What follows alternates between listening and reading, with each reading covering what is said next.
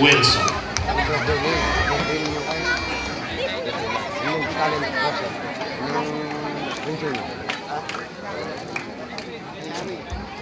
Leaving us Princess having completed 3 teams in my life.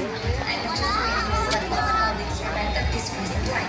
An achiever completing and graduated with flying colors, and I'm enjoying my life with great experiences with music and family.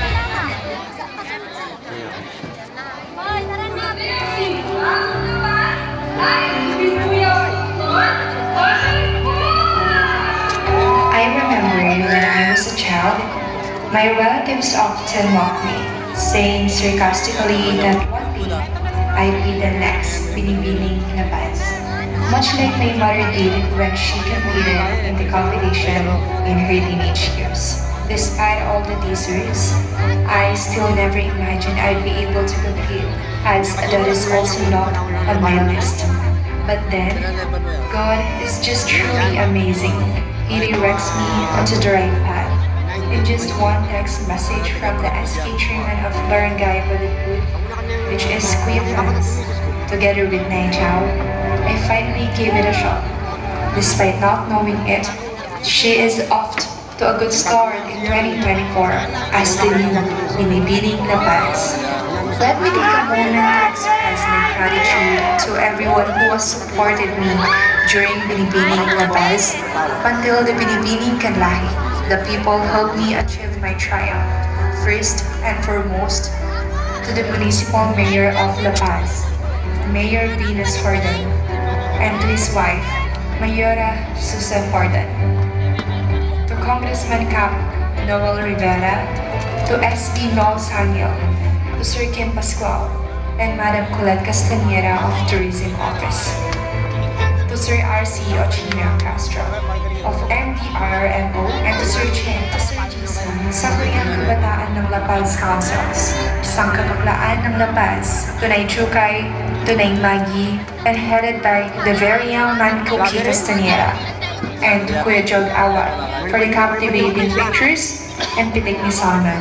Your utmost support, trust, and belief in me is truly appreciated and exceptional.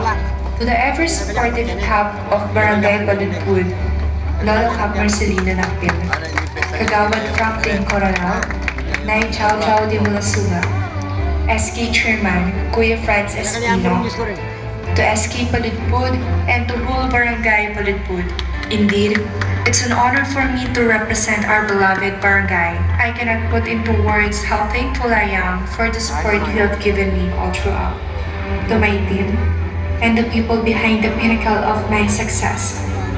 My makeup artist, my Nai Jomar Castro, the one and only, who literally did everything just so I wouldn't be alone in this battle.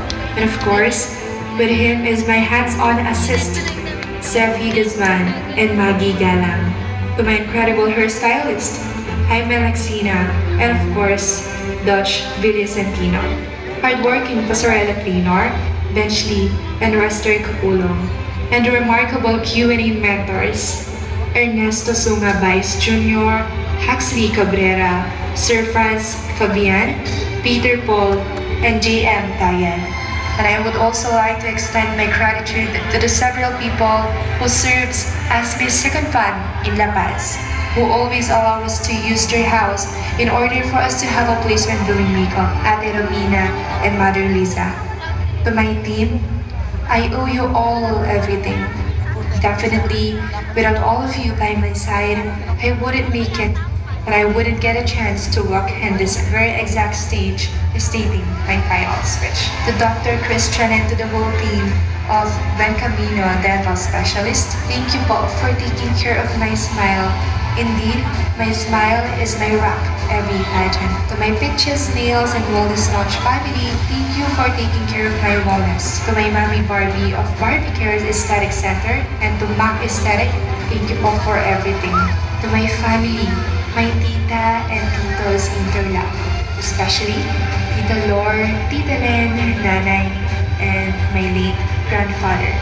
And to my proud parents, Papa Don and Mama Lai, who always ensures that my health is in good hands. My ever supportive siblings and loved ones, Ate Dan, Kuya Den, Ate King, Kyle, Chen, and my beshi, Sophia, promise to continue to all make you proud and to Amo Medal Malonzo.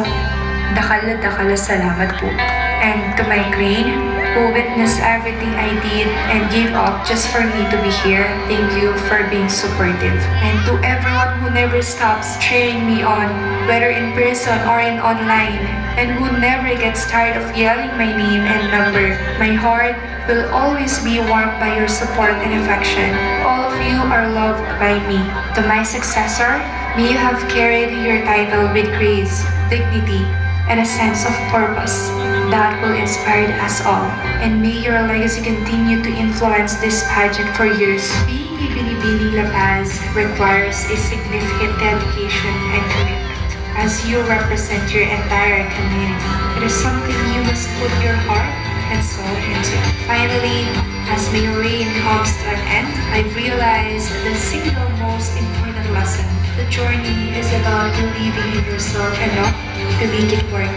You have to create something today that would make your younger self proud.